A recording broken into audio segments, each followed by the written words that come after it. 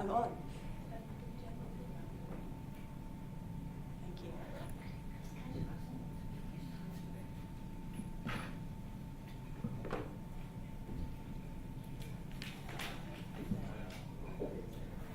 So the audience can see, yeah.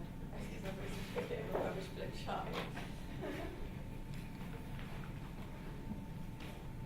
Thank you. I would pick those up, but the last one I bent over wasn't pretty.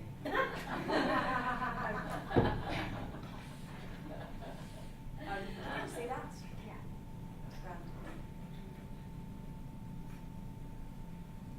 Well, maybe it was pretty, I don't know. I'm just thinking some people probably would have. Fantastic. Can you all hear me? Great. So I was just thinking about, I arrived on Saturday, I'm from London, UK, I'm Hannah Lee Fish, author of 1 Minute Miracles. We have to do this little pitch, Sal, you know. And I was just thinking about, I arrived here on Monday, and my confidence is really, really low. On the Sunday, I'd failed my bar exam. I'm also studying to be an attorney or barrister or lawyer, wherever country you're from.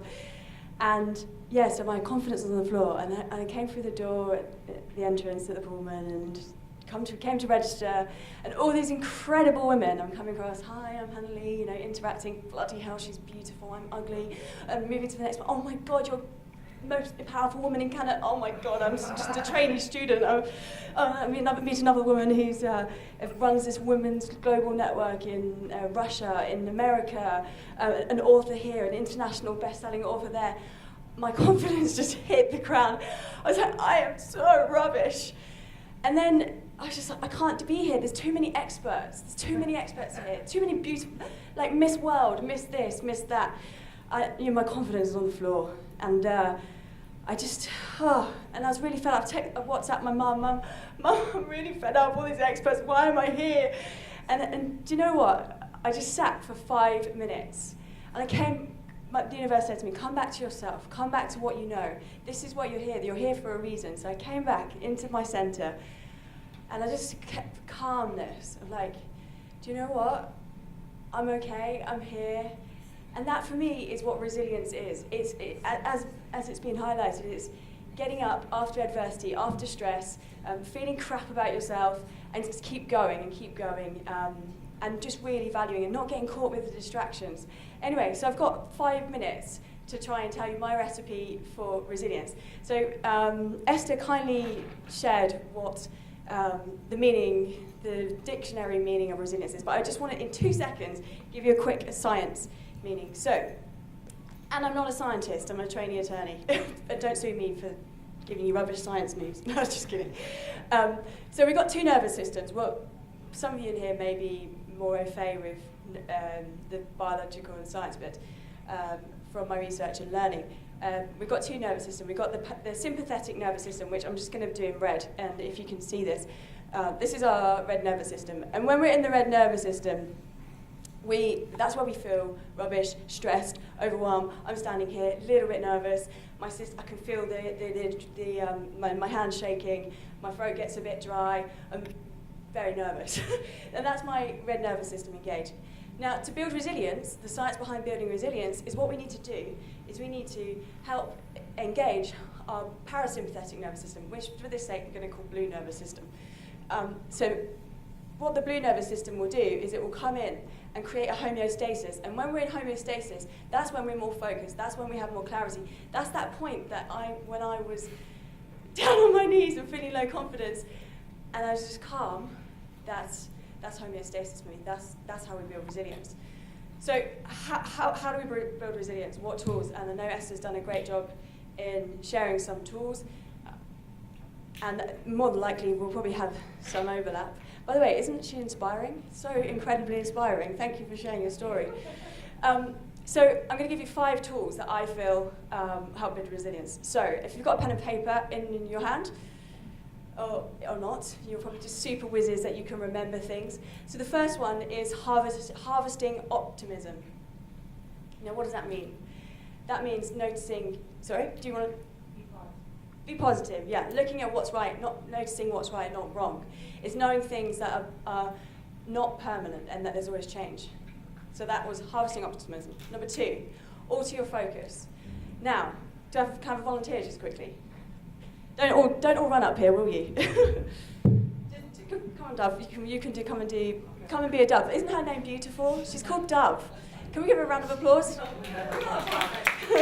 Okay, can I ask you to keep 2 feet on the ground? Okay, so Dove, what I'd like you to do is, in your mind's eye, don't share it out loud, what I'd like you to do is think of a situation where, in fact, you just talked about a situation out there that was actually a very sad situation.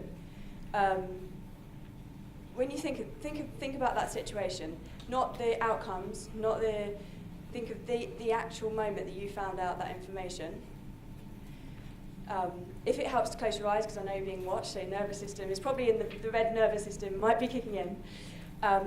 So I just want you to tell me and really feel what it feels like in your body, in your arms, in your head, in your heart, in your stomach, in your toes, in your legs. Hurts and heavy. And where do you notice that in your body? I feel it from sort of the center out through my arms and Okay. Okay, and actually what I noticed, did anyone notice she sighed as well? She's like, and the other thing that you did is her shoulders dropped. Okay, so now what I want you to do is think about the person that you love. I can't really say the most, but the person that you love the most, or a situation that has made you feel extremely happy. Have you got it? So tapping in back into your system, into your nervous system, or into your body, tell me what that looks like. It's lighter, it's heavier. Yeah? What do you mean by headier? Like I feel less in my body. Okay. Interesting. And did you notice her breath again? But her shoulders went out. Thank you very, very much, Dove. Here you go. Thank you for being an amazing volunteer. So what just happened just then is she altered her focus. So that was number 2, altering your focus. What she did is she pendulated from the red nervous system, from the place where we feel crap, excuse my French, I hope you don't say that word in your country, to the blue nervous system, into feeling okay. So I'm not going to say to you, go home and sit and feel rubbish, and then practice stepping into the blue nervous system. What I'm doing is you have the power to shift. You can consciously choose that when you're feeling down. In the same way that I did on Saturday, I went and sat for 5 minutes and thought about the good things that are happening in my life and the positive of who I really am and what I'm here for and what I'm called to do, and looking at my past and gratitude. And so she had that power. So when you're in that space of just feeling really crap, you can actually step into the blue nervous system. Okay, thank you very much. So number 3, have a 3?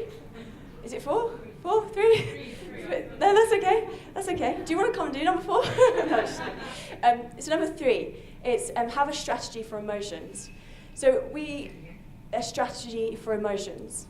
So I don't know about your country, but we certainly come from, plural. I come from a country that is very much, has a stiff upper lip towards feeling, and it's not okay. It's pull your socks up and get on with it.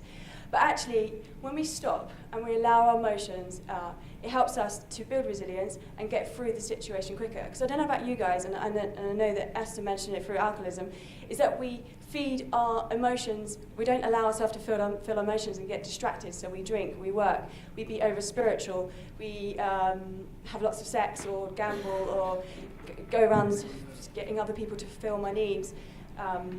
So it's really important for resilience that we just stop what we're doing and feel. It's really okay. We're all human, and it's a God-given experience. Okay, number 4. Connection. It's so important to connect. I don't know about you guys, but I've got Facebook, LinkedIn, Twitter, email, WhatsApp, a telephone, and it's so get caught online, and it's so important that we interact with individuals. When we're interacting, that builds intimacy. I don't know if you've heard of Pia Melody. She talks about into me, you see. That's when she said, when you're sharing yourself with one another, you can be, you're inviting the other person into you. And we're humans, we're designed to connect. Okay, it's very distracting having a photographer behind me taking pictures.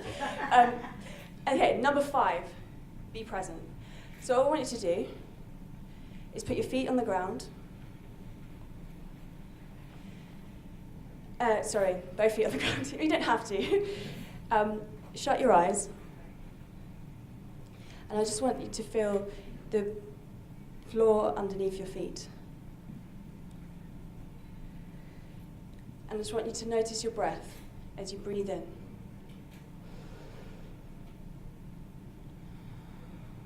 And breathe out.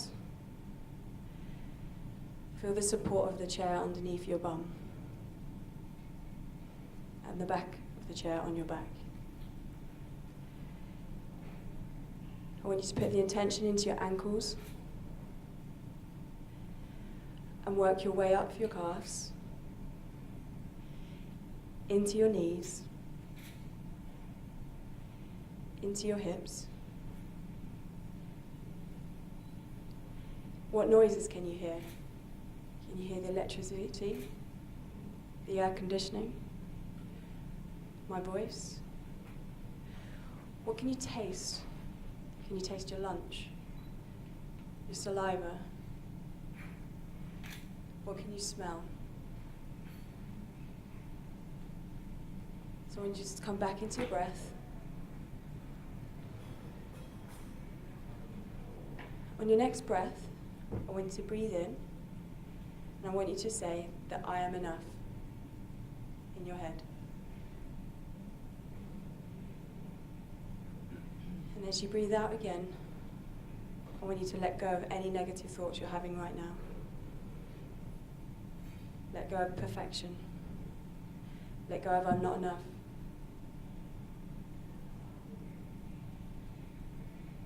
And just keep breathing, I am enough.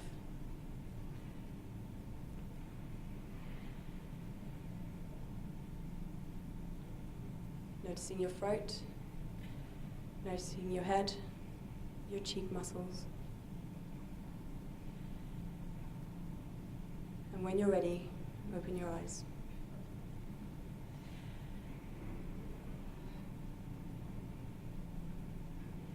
Can you feel the energy change in the room? So when we're present and we're using our 5 senses, it builds an internal stamina so that we can deal with our external. When we're being mindful, time slows down. I'm Hannah Lee, and thanks for listening.